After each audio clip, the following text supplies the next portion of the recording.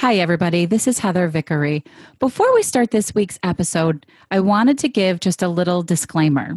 In this episode, we discuss severe physical abuse, and it's an important topic and one that no one should be shamed about.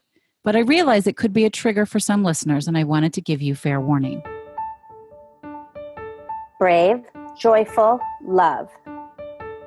The Brave Files are supported by Julian Desjardins, a certified strategist for small business owners. If you've already made that brave decision to start your own business, it's time to stop trying to do it all alone. Check out our show notes for more information or visit juliandesjardins.com. You are listening to The Brave Files, real stories from people living courageously. You can listen to the show anywhere you enjoy podcasts, and we'd love for you to subscribe, rate, and give a review on Apple Podcasts. It really does make a difference, and we appreciate it. Now here's your host, Heather Vickery. Welcome to the show, everybody. It's my pleasure to welcome Kirsten Palladino to the show today.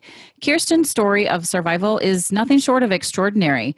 She shows us not to take life passively, to fight for what matters, and never, ever give up. I've known Kirsten for quite a while through a number of different resources. And Kirsten, welcome. I'm delighted to have you on the show. Thank you so much for having me, Heather.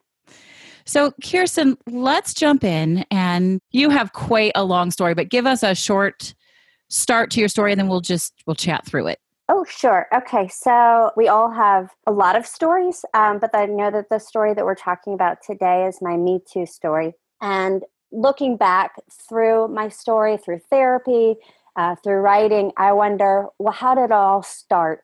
Some people who experience sexual assault, it is sometimes, just this surprise out of nowhere. But I feel like my life kind of built up to the first incident when I was sexually assaulted, and then it just continued from there like dominoes. In the beginning of my life, when I was around 2, my parents realized that I couldn't hear very well, and that they thought that I was ignoring them, and so they eventually were ignoring them. That's interesting. And I have to just say that I've known you, Kirsten, for a number of years, and we've been in the same room. We've sat on panels together, and I had no idea that you were hearing impaired until we were prepping for this interview. So I think that's amazing. Yeah. Oh, thanks. Yeah. It's not very obvious, I think, to some people. My wife can tell because when we're together and people say something, I look to her like she's like, to my interpreter. So my parents realized that I wasn't ignoring them, when they were calling my name, or I wasn't reacting in church to the music and things like that. But they got me into a specialist, and eventually, after some procedures like tubes in my ears and just trying different things, I finally got hearing aids. But I took those out of my ears in 3rd grade. I was so embarrassed. I put them in my drawer and my little desk in my bedroom. And I didn't get hearing aids again until college. Holy cow. I was so embarrassed. I have some physical deformities, like my thumbs are deformed and my left wrist doesn't turn over, which only prevents me from getting change in the drive-thru and serving in volleyball. Or I can't play those slide clappy games, But at the time, as a child, I was so embarrassed and embarrassed in my over-the-ear hearing aids. And so I put them away, and I did have some surgery in middle school, but it didn't make everything perfect. All the while, my parents were getting divorced, and my mother was a nurse at the county jail. And when my parents divorced when I was 8, my mom and I lived in an apartment, and my dad and my brother lived in another apartment.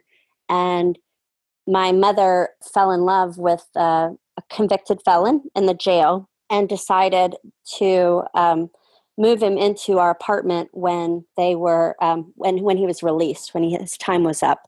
And he never hurt me. She says he hurt her. I completely believe her.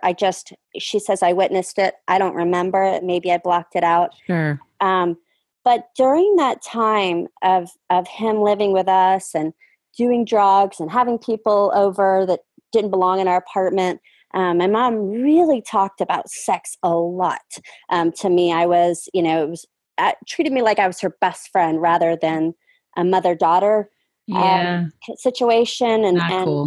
Yeah, it was, I mean, now that I'm a mom, I'm like, I have so many different, opinions on all of this, of what I want to do differently. My children are 7 now. I have twin boys, and I don't want to follow in her footsteps.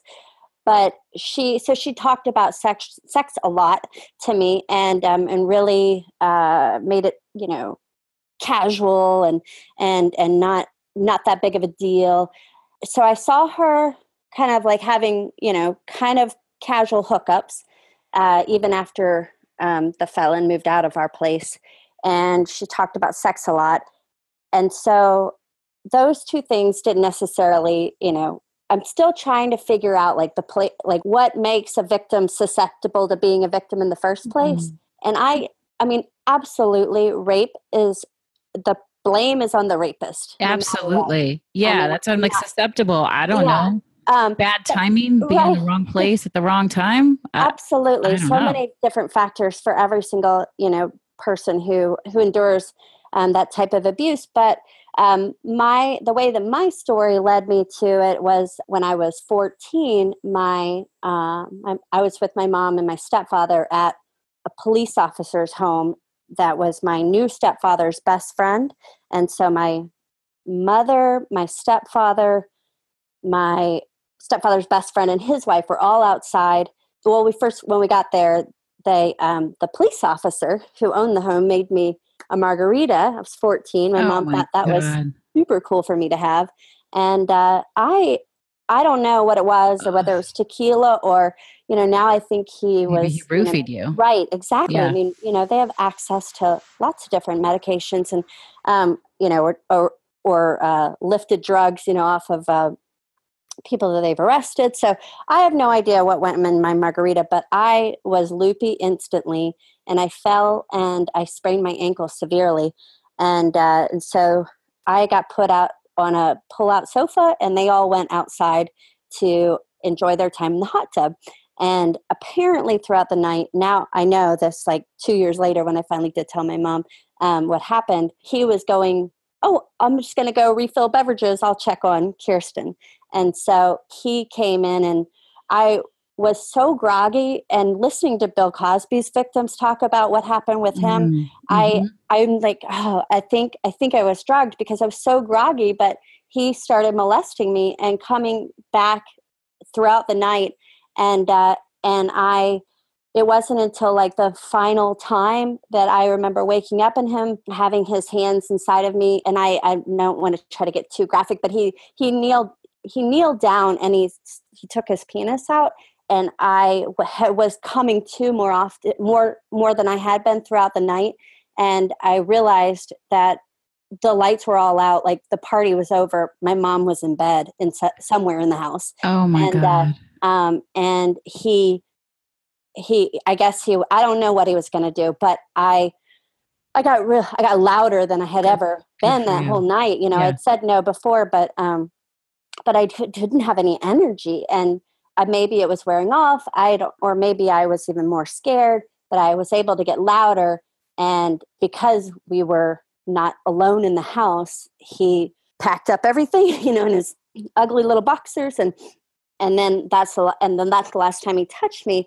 That was the summer before I started 9th grade. Ooh. Yeah, it was. And that's not the worst of it. No, it wasn't. And that was like the formation of my identity. Like, I don't know. Of course, I went immediately to, what did I do wrong? I was wearing these really, like, I don't even know what I was doing wearing silky green panties, but I was wearing silky hunter green panties. That was really in 90s, in 1992. And I was horrified that somehow he had caught a glimpse of my underwear while I was sleeping on the pull-out sofa, and therefore had lured him over because he just couldn't resist my underwear. I mean, these were the types of ways that I was trying to regulate what happened in my head. And I put it almost out of my mind within maybe, I don't know, a month. Like by the time I started high school, I was just trying not to think about it. Did your mom know that this had happened? You never told her. No, Oh, you said 2 years early. You said 2 years later. I did. I told her 2 years later. Yeah. And so, Okay. so by the time I started high school at the end of August, so that was 4th of July. And I started high school at the end of August, and a week into it, the quarterback of our football team zeroed in on me. And this is why a few months ago, I told you, I think on Facebook, like that I was marked. And I really do believe that predators look for the isolated ones, the ones who've already been broken.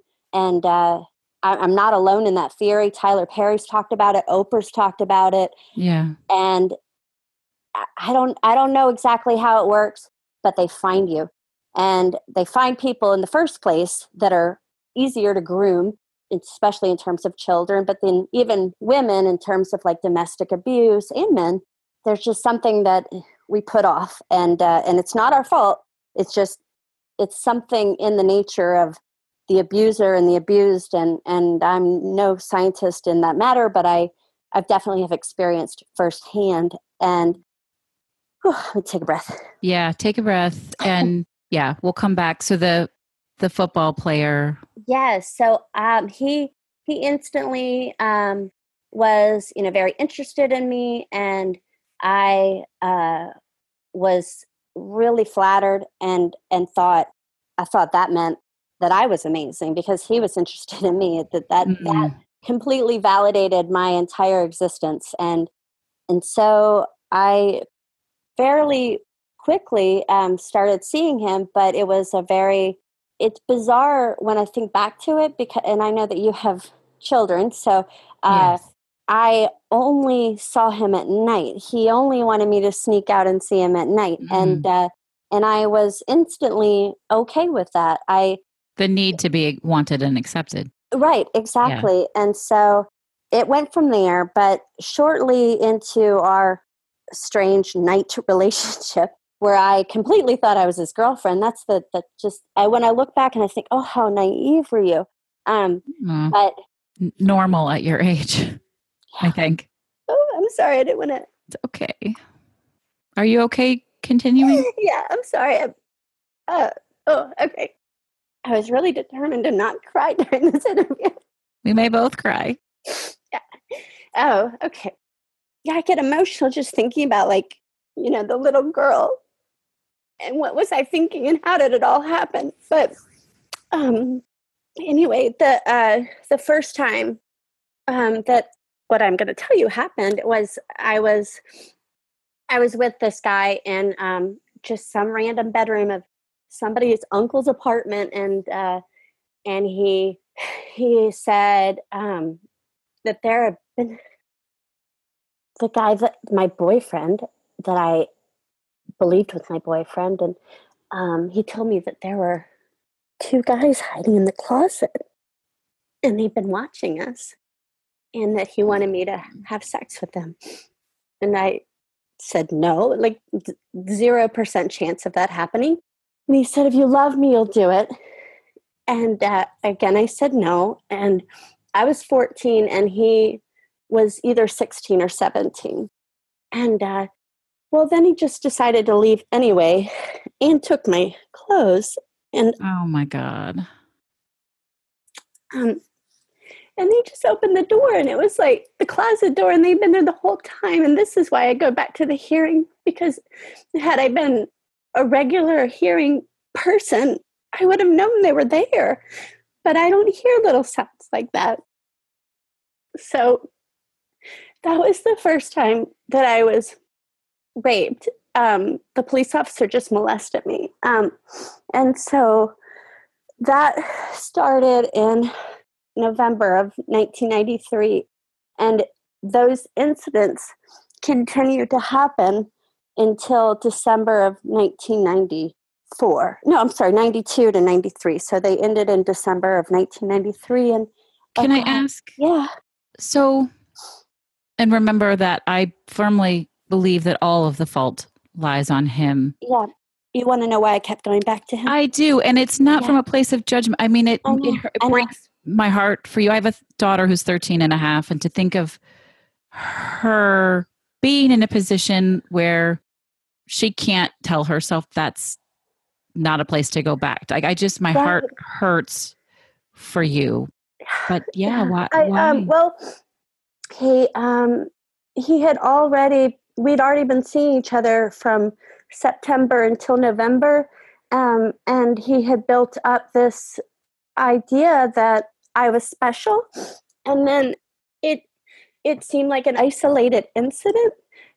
One thing that one of my therapists told me is that trying to understand why I kept going back is been one of my biggest challenges. I am sure that it has been. But one of the things about why it's so hard to, people that why we stay movement, or, the hashtag that was going around before the Me Too is, why I stayed, or, in an abusive situation is that. Absolutely. And it becomes habitual. You don't know how to get out. And we give tiny permissions as the abused, and it builds over time to where you don't know how to get out, because in some way you think that you let this happen, because if not, you would have left in the beginning and you didn't. So it just snowballs. And then if you hadn't told anybody, and then you're not sure what it all means or what to do at all. And the thing that I did was this was like what happened to me at night. But during the day, I was crimping my hair and having pizza with my best friends, playing soccer. They had no idea this was happening at night. And I lived two different worlds, and I vacated my own body to endure it. And it was a long time before I really kind of got myself back. Yeah. But I finally did tell somebody. And I think that was one of my braver moments into finding somebody that I felt that I could trust and share what had happened to me. And it's the weirdest thing how it happened. I had I'd gone home not gone home, but we had Christmas break. And then January of 1994, this girl comes up to me in the high school hallway. She just looked like the maddest person in the world. I was so scared. And she said, "I heard you slept with my boyfriend." And I knew who her boyfriend was. And I said, no, you've got it all wrong. I didn't sleep with him, but I will tell you what happened if you care, to hear it. And so the fact that she didn't just punch me, because that's how she looked like she was going to do. Right. And it sounded aggressive for sure. Yes, very. I was terrified, but she agreed to meet me at some type of break or something. And so we sat outside. It was January in Georgia, and freezing, but we sat on the curb by the high school. And I told her what had been happening to me, including that her boyfriend had been one of the first guys to rape me and one of the last guys in the prior December, right before this January month. And she dragged me to the counselor's office. Oh. And she saved my life. Wow. I literally have chills up and down my body. It was a big deal because so many women who are involved with abusers or friends or your brother or and women can be abusers too, but we stand by the abusers, we as humanity, because we couldn't imagine them doing something like that. Not my friend, not my brother, not my son, not my boyfriend who wouldn't do such a thing, but she believed me. He probably wasn't a very nice guy. Yeah, absolutely. So so that it went from there. And after multiple counseling sessions with the guidance counselor, with this girl just sitting there holding my hand. Oh God, sorry. It's okay. They finally convinced me to tell my mom, and so I did, and we went to the police, but they didn't think that I was strong enough to stand any type of trial. They said that I had basically like something like Stockholm syndrome. I was still defending my boyfriend, saying he wasn't involved because he had arranged all these things, but I didn't see it that way at the time. I was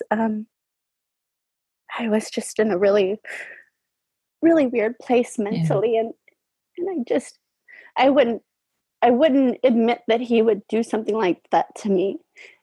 So the police called all the people whose names I had, who most of them were students at my high school, but some of them were older. But they called the ones who were students and told them that they had to stay within 50 yards away from me. And that was it. Nobody got kicked off the football team. God. So. It's horrifying. It was. It really was. I mean, obviously the experience is horrifying, but also then that nobody bothered to punish these.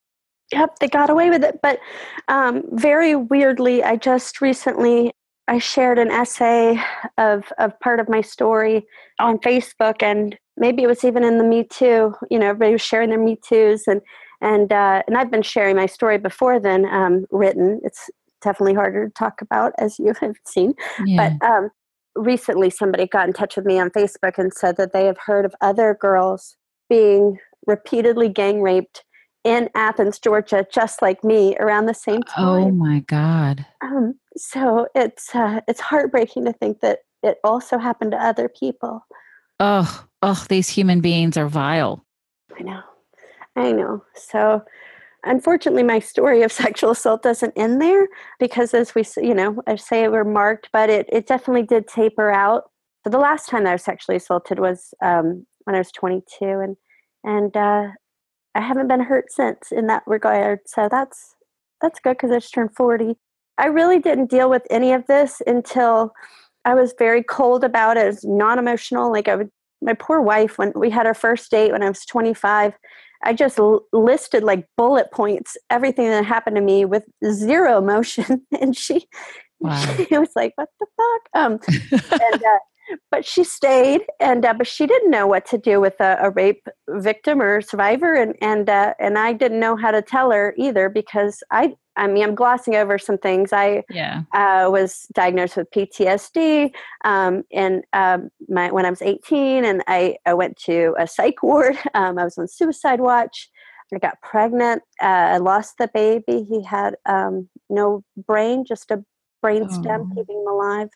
But was this with a It partner? was willing. I was consensual sex. And that was the other thing so apparently when you, after a woman or a man or boy or girl is, or someone with no gender identity, is... so PC of you. I know. Well, I do it for a living. I have to consider these things now. I appreciate it.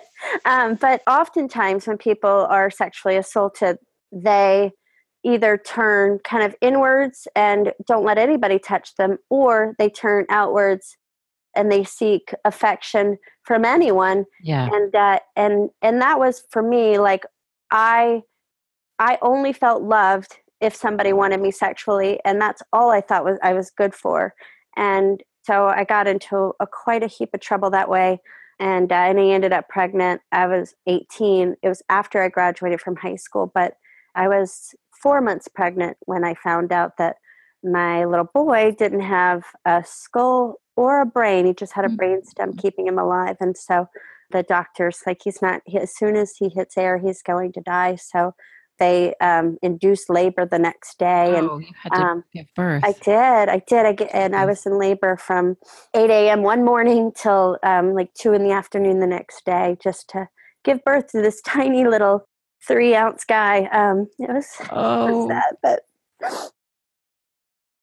when I had children of my own, I gave birth to twin boys in March of 2011, and in November, the Sandusky trial hit. Or not the trial, but the news. The news, yeah. And it completely ripped me up, that I all of a sudden just had like every frozen castle around me. Like it just all came shattering down, and I just had a meltdown, realizing that I had been hurt and that I didn't deserve it, and that my mom had failed me in so many ways. I really identified with my mom with Joe Paterno.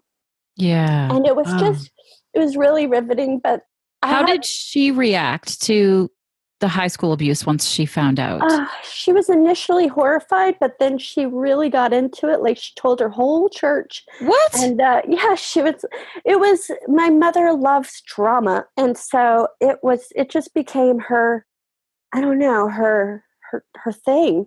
When we were going to the police about the rapes, she said, we'll tell them about the rapes, but don't tell them about the police officer because I let you have alcohol and I could go to jail. Oh my God. And of course, it made perfect sense to me at the time. I loved my mom more than anything at that time. She was my best friend. It's like, of course, we don't want to get you in trouble. And so, but that solidified in my head that I really didn't matter.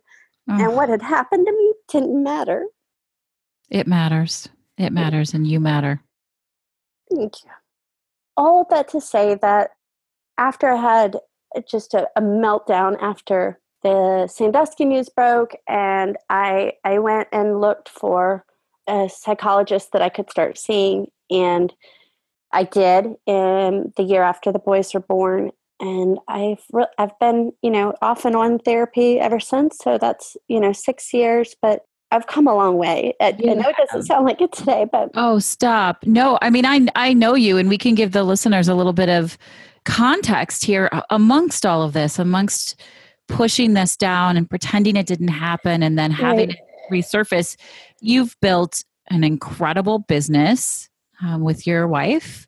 You've written a book. Mm-hmm. You travel all over the world to be a speaker. I think it's extraordinary. Thank you. I'm very glad to I'm grateful to have been able to turn my life around.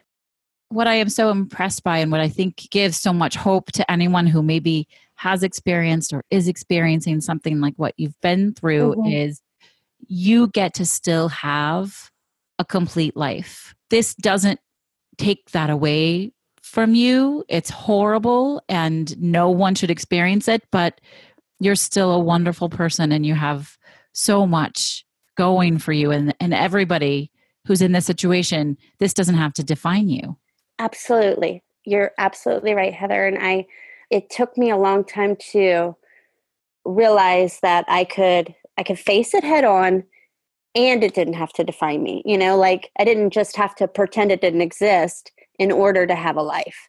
I could face it, deal with it, work through, the horrors of the emotions and everything that went along with it. And that I could come out on the other side. And yeah. Would you say that being able to step up and have that be part of your story and not hide from it, do you have any experience with that being helpful to others? Is there something, I mean, you're clearly a fierce advocate for Me Too, as am I. I don't know a woman who doesn't have a Me Too story, but I don't have that kind of story. Right. Maybe like sexual harassment story? Certainly harassment. I was very close to being sexually assaulted was about that age. Oh gosh. 14, that sounds about right. Yeah. And he was my boyfriend at the time and a friend.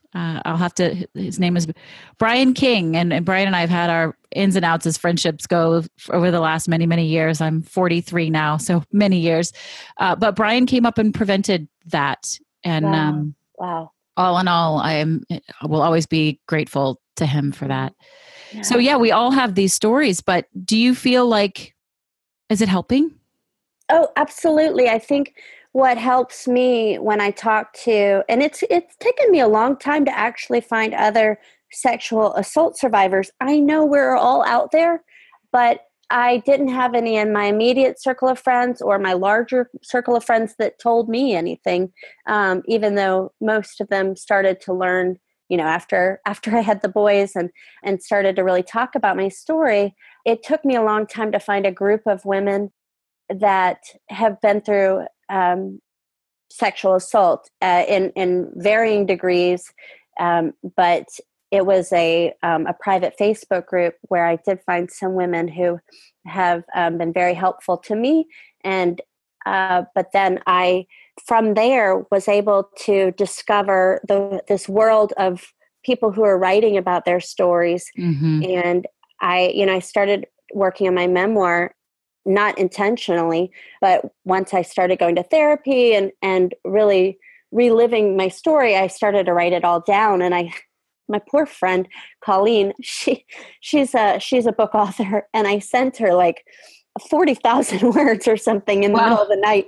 She had no idea what was coming. She didn't know my story at all, and not this part of my life. And so as soon as she stopped sobbing, she reached out and said, "This is a book," like, Yeah. And so I've gone from there working on it, but meeting other women who have written about their experience with sexual assault has validated a lot of the feelings that I've had and made me feel so much less alone that I think it's really important that we all keep telling our stories, not only to feel less alone, help other people feel less alone, but also to help people who can prevent a situation that, just stepping in the way of an abuser, in so many degrees of, of the way that your friend did, or, a guidance counselor who is like, no, you're going to sit here today, you're going to sit here tomorrow, you're going to sit here the next day because I know something's going on.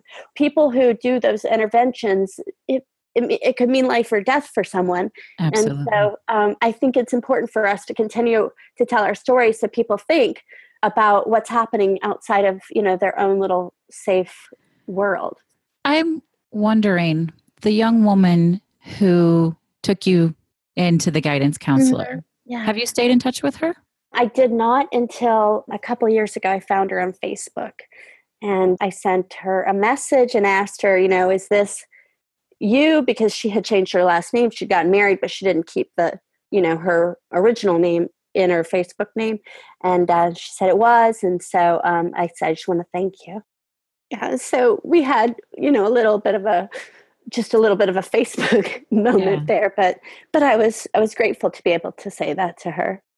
So, I mean, it's interesting, despite all of the horrible, like somehow out of all of these, you're the lucky one that you didn't go down that path. That definitely. I'm so grateful. Yeah. That this girl stepped in, that you met Maria, like all of these things. Right. And that leads me to a question that I ask, and it feels like an uncomfortable question after this interview, but a question I ask at the end of every episode is, how do you celebrate success? And quite frankly, Kirsten, I mean, you are an incredible success story, and you've had to overcome so much more. I hope you're honoring that. So how do you celebrate when you're oh my gosh, I honestly, my biggest success is my children and my marriage.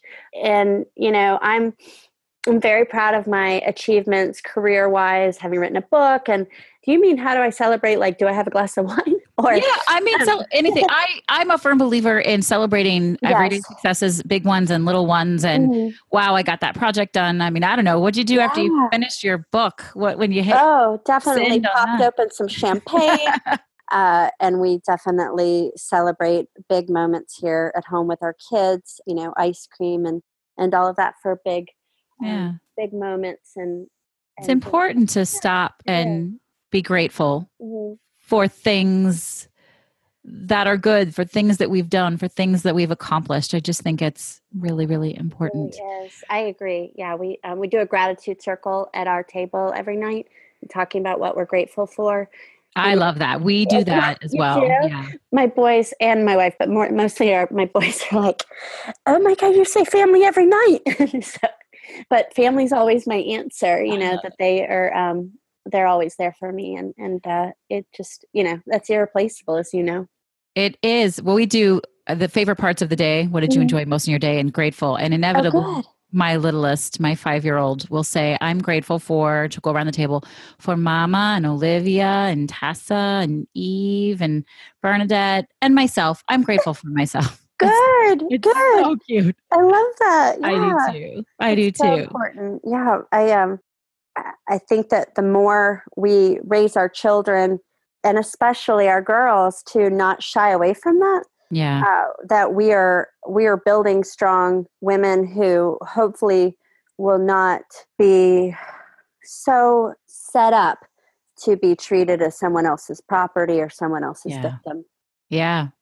It's a hot topic around my house. We talk about it a lot. The rights, your rights. Is it okay for somebody to touch you if they don't want you? Is it okay for somebody to do anything that you don't want them to do? Absolutely. Yeah. My boys are like, my body, my rules. That's right. You know, I mean, I think at the end of the day, if we're not learning from yesterday and we're not putting forward into the universe or into the people that we know, you know, the lessons that we've learned, then we're not doing our job as humans. Yeah, I agree. I absolutely agree. Well, so we're coming to the close on the show, and I always end with charitable work because it's deeply rooted in who I am as a person.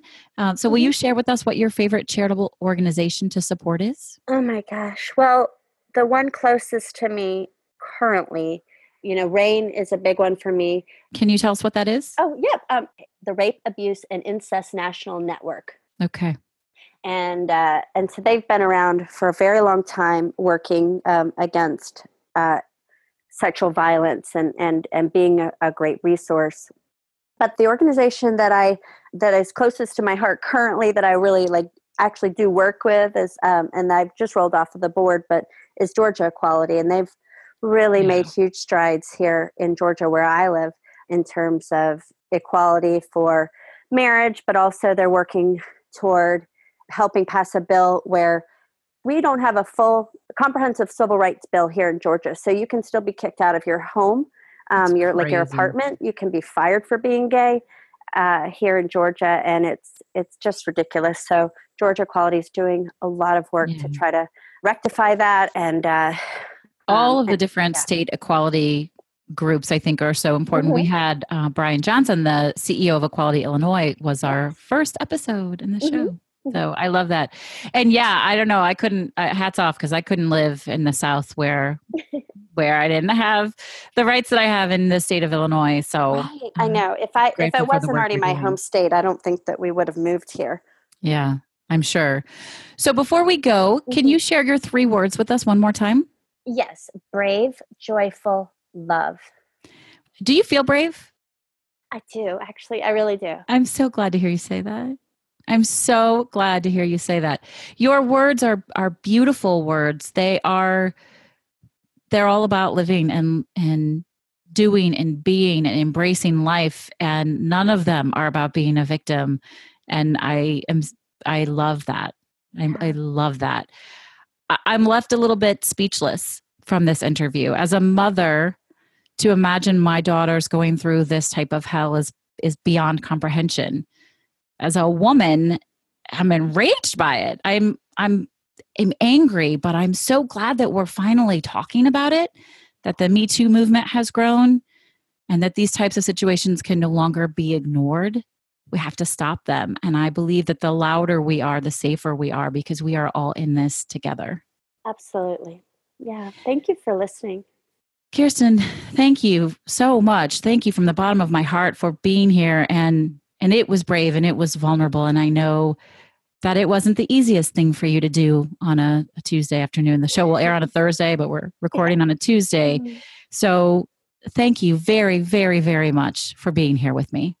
Of course. No, I really appreciate you giving me a forum to share my story.